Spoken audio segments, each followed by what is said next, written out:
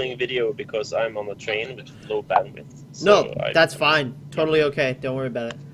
And I also look horrible. Like, I look like a beast. He's actually quite ugly. Oh! No. True, it's true.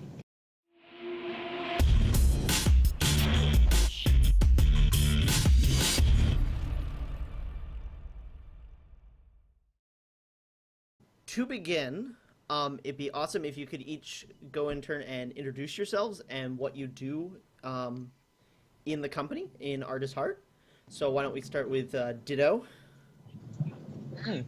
Hello.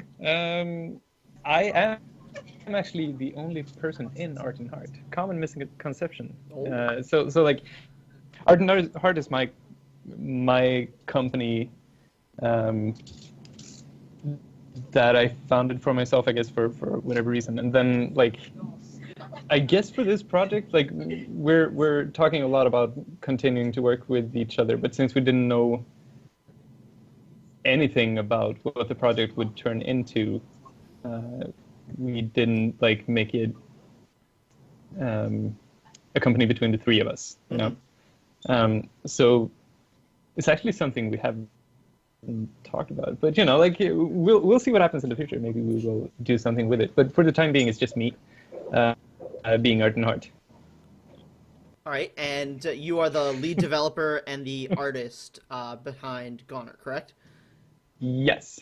And I usually say, like, I did everything that doesn't make sounds, and Joar and Martin did all the rest. Right, and so to divide that up, Joar, you are the composer behind GoNNER, correct? Yeah, that's correct. And then Martin, you are the sound designer. I'm also the producer, technically. Oh, look at this. Oh, yeah. So we have with us the... I mean, it's debatable what that means, but... Yeah.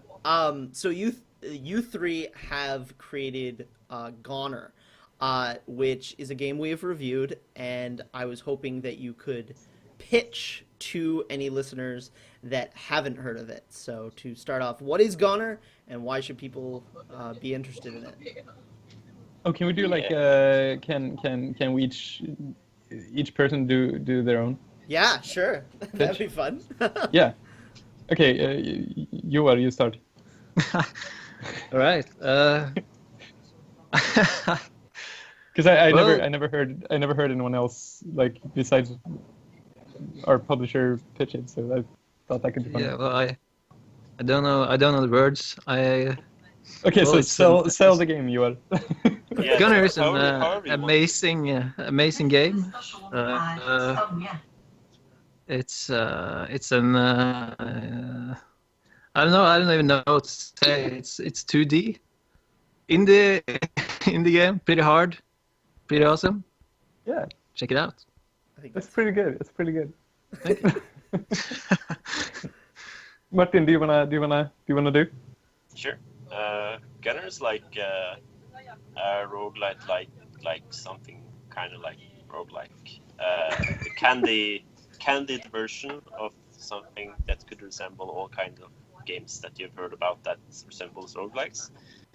But yeah, I think like GoNNER feels to me like very much like a game filled with candy, like popping eye candy, cool visual effects, cool sounds. It's just like it's kind of like just having a good time and enjoying all the little bits of weird stuff that happens. And it's a game that thrives on not being taken too seriously. That's very true. Round us out, Ditto. Yeah. Like, I think that's a pretty good summary. Like, if you want to take this whole summary in reverse, like, it's probably a game for people into games. I think, like, if you like Mega Man or Super Mario or Super Meat Boy or roguelike games for that matter as well, like, you're probably going to find something familiar that you can like about GoNNER as well, right? Because it borrows so many mechanics and so many themes and aesthetics and ideas from other games that you're sure to find something that you are in love with if you love games. I think that's a pretty great pitch. It is a very much a game lover's game. One of the things, particularly from the design perspective of GoNNER, that really captured my attention is the fact that there's kind of multiple levels of death in the game. So on one level you are playing as an undead little skeleton man, and then getting hit doesn't actually mean you die in the game. You've got a chance to kind of reconstitute your body, and then when you finally die, you have a chance to re-equip yourself and go back out into the world. I wanted to know from you, Ditto, if that was something that was established pretty early on in development, or this kind of multi-layered failure system, if you want to call it that, is something that evolved over time. Actually, like, to begin with, the head thing was a bug from the first time it happened. So like, when I started out this project, like, I wanted, when you died, the level was supposed to get empty, so all the enemies were supposed to like disappear. But I forgot to make the player disappear. So, and that just made, it felt really interesting to be able to like continue running even though you were dead technically or something. So like, that got refined and turned into like that mechanic. And then like after we added like heads that you were able to pick up, it just came sort of naturally that you would just drop your head and be able to pick it up again. And you know, like, do you know Spelunky? You probably know Spelunky. Yes, right? Yeah. Something that is kind of interesting about that game and some other roguelike games is when they try to like, I really like when games try to explain the mechanics, even though they do it in a silly way. So like in Spelunky, you're cursed, and so whenever you die, you start at the beginning of the level. And so the game sort of talks about the mechanic of restarting the game within the world of the game. Yeah. And stuff like that really intrigues me, like trying to explain an arbitrary mechanic that people sort of take for granted. Like, we're playing a video game, so when you die, you're supposed to just restart the game. But like, what in the world of the video game does that actually mean, right? Right. And in GoNNER, it actually means that you're friends with death, and death helps you back on your feet. So he's like, oh, you died, but here you go, take a new head and try again. And it's just like, I think I find that really interesting when you try to explain video gamey things in a way that it makes sense inside of the little world that you create for yourself. Yeah, it's cool. It automatically kind of immerses you in that world, and I think you've pulled it off really well. So from gameplay to, since we have the sound designers here, both the composer and the sound designer, I'll start with Joar. The music in GoNNER, first my playback history will attest to how many times I've listened to the soundtrack. It's amazing. One of the things that I think is most interesting about it is how dissonant it can be, and how a lot of the music kind of feels off, which I think perfectly fits with the aesthetic of the game, the colors and the design. I wondered if you could talk about how you make music like that. Well, I kind of make the sounds pitch a little up and down, and I switch between scales. Mm-hmm.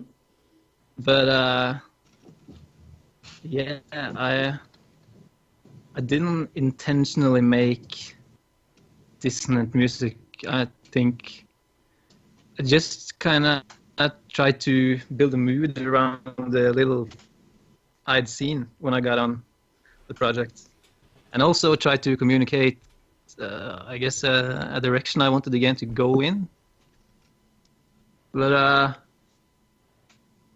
yeah, I just tried to make it a little weird, a little dark, a little cute, a little uncomfortable, maybe. Yeah, I don't know. I think those are all really apt apt descriptors for the world, for the music and the world of GoNNER. So I think you've achieved that, and that kind of really nicely leads into my question about sound design for you, Martin, which was, you pretty much nailed it, Joar. I was gonna say, all the sounds in GoNNER to me kind of evoked everything's a little bit cute, but it's a little bit creepy. And I didn't know if you had some particular way of designing sounds that way, or like some of the things that jumped out to you that you knew you wanted to use as sounds in the game. Oh yeah, well, I mean, this game has been very unique to work with because I think the sound, like the way things feel sound-wise, is very much like a team effort. Like Ditto was definitely instrumental in kind of implementing stuff and getting the right weird sounds in to the right places, and Joar took a lot of the sounds and just kind of resampled them and put them in. So like everything's glued together by the simple fact that we went off this weird tangent where we used a little small weird synth called the OP1, Operator 1. And we basically, it was just like having fun with that and doing weird random stuff to that, because it has quite a lot of fun, weird features. So the whole process was basically me sitting down and randomly trying to make something sound interesting, and then without thinking what it was used for, just giving Ditto usually like 100 sounds each time, titled everything from laser maybe to this sound here should not be used, dot wave or something like that.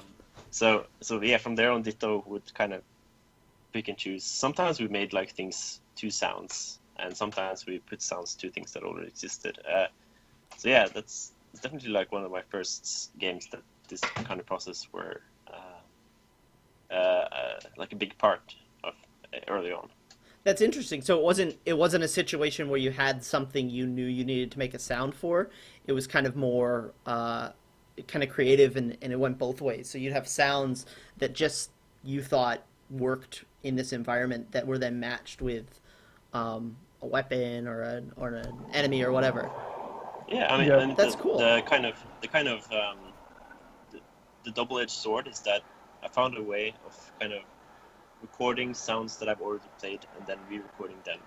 And by doing that, it kind of sped up in a weird way, and it enabled me to make a lot of sounds really quickly, which was cool because we had a lot of sounds, but bad because, we didn't have content for those sounds. and there are so many sound effects that, like, you sent me a bunch of sound effects, and then you said, like, hey, so, okay, these 10 really need to be in the game. I don't know where, but you really need to, like, figure out a way to put these in the game, and it's going to be good. Trust me. Yeah, pretty much. Cool. Yeah, that's awesome. It's really cool to kind of hear that, I guess the word might be that it kind of grew up organically, kind of went both ways. That's really interesting. Before we move on to kind of asking about your guys' background, I had one very personal question that I really wanted the answer to, which is, Sally the space whale. Where did this come from? How did it get integrated? Because as much as I love the fact that you're doing all these things to make friends with Sally the space whale, the first time I ran into that giant whale, I was so confused. So confused. So where did that character come from? So you wanna do this? Huh? You wanna do this? Yeah, sure. Pitch in if you like. So the most boring part of it is, it was actually supposed to be like, Sally was just supposed to be another character, like Ick, like a small little character, your size, sort of. And he or she or it was supposed to live in a house on top of the hill. And I struggled for like an hour trying to draw a house, but I couldn't make it look good. So I was like, okay, so, but I want something big on this hill. Might just as well make it a face. And then like that turned out pretty cute. And then I made her have all these like emotions and facial expressions and stuff. And it turned out pretty well. And then like, I think it's something Scandinavian. So to the point of this story is that throughout the game, Sally dies, and you can't really do anything about it. And that's something like to tie it back to the whole, like, the music is trying to be both cute and fun and creepy, and I think the game does that as well. Yeah. So it's like this: we have this big cute character that you like a lot, but she dies because that's sort of what life is. Sometimes shit happens, and that should be reflected more in video games. Fair enough. Yeah. A pertinent question in my mind answered. So moving from GoNNER specifically and the design behind GoNNER to your guys' background, I wondered if you could each kind of touch on what your background was and how you got into independent game development. Yeah. Do you guys want to start? Do it. Well, I have no background in games. I'm Martin got me involved in this. Before that, I was just a music producer. I guess I still am, but now also doing games or game. Yeah. You only used to do like sick ass snowboarding videos and shit, and do soundtrack for those. Yeah, that's right. Cool. So you were That was was this like, basically tracks I'd made before. before you was a well-known, respected fucking musical god in video games? He was like the top composer for, you know, like extreme sport snowboarding videos. Yeah. That was your thing before video games, and then for some reason he was like, yeah, okay, so fuck this cool life. I'm gonna hang out with I'm gonna hang Move out on with to the nerds. next thing. Let's. I want to hang out with sweaty geeks and make video games instead. Need a little Fuck, I need variety. to evaluate my life. Or something. That's fine. So Martin, what is your background and what drew you to this project? My background is fairly extensive. Like, I've worked on numerous indie games, like Tesla Garage, Among the Sleep, Progress to 100, Dreamfall Chapters, and yeah, I have a list somewhere. there's a few. I basically work mainly for Krillbite, who did Among the Sleep a few years ago. Now working on Mosaic, and I do a lot of things on the side. I basically love having a lot of some cool small projects, and what drew me to this project was basically, well, firstly, I thought Ditto was someone else, like a long time ago. I thought he was a different guy. So we were like ranting on each other for Twitter for like, oh cool, we're gonna meet each other in this small Swedish town. And I thought he was Australian, so I'm like, oh yeah, you come far. And he's like, yeah. But in reality, you know, he was, instead of 30 hours, he was like 2 hours away. But we met, and I was like, he was a nice guy, so we kept in touch. I was really digging what he was doing with his a game he was working on earlier called Planetaire, and at some point I was visiting a friend who got a bit too drunk after dinner, so he fell asleep, and I was kind of bummed out. I was going to go home, and I checked my Twitter while walking out to the door, and I saw Ditto doing like the first kind of gifs of GoNNER, and I just kind of like, hey, I don't remember what I said, but it's like, I'm going home now to make some sounds for this game or something to you. I don't know. Something like that. Is that how it worked? Hey, I hate doing footstep sounds, and it looks like your game doesn't need footstep sounds, so can I make sounds for it? Yes. That sounds like me. Yeah, that was like the intro. That's cute. That's funny. Yeah. And Ditto, you have a long history, but kind of give us the brief overview of your background and what got you into games. Yeah, I mean, honestly, it's quite short. Like, I started studying computer science in college, university, or whatever you call that. And after 3.5 years and a half year of overtime, I dropped out, sort of. Got accepted into an acceleration thing in Sweden, like a games accelerator called Stugan, where I lived in the woods for 2 months making games. And that's where I started working on the Planetary game as well. Yeah, we just talked to Brian Gale, who was part of the Stugan with Induction. Yeah, and he had some interesting... he said it was a really fantastic experience to get the creative kind of process going. Definitely was, yeah. And I mean, it really was an accelerator, right? Like I got to meet and learn to know so many people that like, yeah, I don't know. I probably wouldn't have been here right now if it weren't for Gun. And then after that, I moved to an incubator in the bottom of Sweden, where I started this company that I have now, and learned everything I needed to know about that. And then I moved back to my original hometown of Västerås, where I now live with my girlfriend. And I think my cat is fucking around in the apartment. And so, yeah, here I am now, which is nice. Awesome. So we always like to ask people that are working in games what their inspirations were for games. Now, obviously, Joar, you've kind of come into games, but I wondered if each of you could kind of list off a couple of games that have been inspirational for you, either as design or music, that kind of thing. Yeah, well, I just finished Ori and the Blind Forest today for the second time. Yeah. I don't know. It's got nothing to do with the kind of mood that is in GoNNER, but I think it's one of the best games I've ever played. And I haven't played many games though, so also Hyperlight Drifter. Yeah. I really dig, and yeah, I think that's the end on GoNNER is pretty much inspired by that game. That makes sense. Well, Yeah, that's what my point. Yeah. What about you, Martin? What are some games that have been inspirational for you? I think I would say like Limbo, Might Magic 6, and Daggerfall.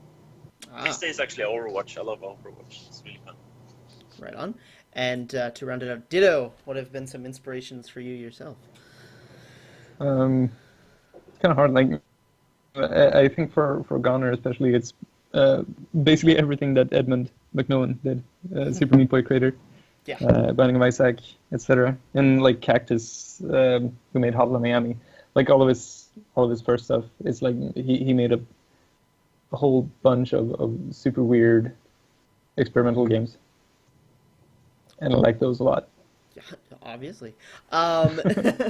To bring this to a close, we like to ask people that are involved in independent game development if there are other indie companies or indie projects that are being created right now that have really captured their attention and they think are doing something different that people might not have seen. So are there any indie project out there that you'd like to kind of shout out to? Night in the Woods right now, because if people haven't heard about it, they totally should. It's fantastic. Oh yeah. Really, Light in the Woods? Oh, yeah. Night in the Woods. Yeah. Night? Yeah. Night. Yeah, you should check it out, Joar. Yeah, Yeah. I'm gonna check it out. I have to wait until after GDC to play that game. I'm gonna play it on the way to GDC. It's gonna be like God. on my laptop. Uh, What else is coming up? Like, it's hard to Yeah. kind of also pinpoint exact people because there's an abundance of extremely talented and exciting developers and cool games on the way. So There absolutely are. I mean, yeah, it's hard to definitely narrow it down, but we like to see what is capturing other people's attention. Well, Ditto, Joar, Renolen, and Martin Kvale, thank you so much for talking to us a little bit about GoNNER and the process behind its design, both from a gameplay perspective and audio perspective, and for sharing a little bit about your guys' story. Thank you. Yeah. yeah, thanks, Ed.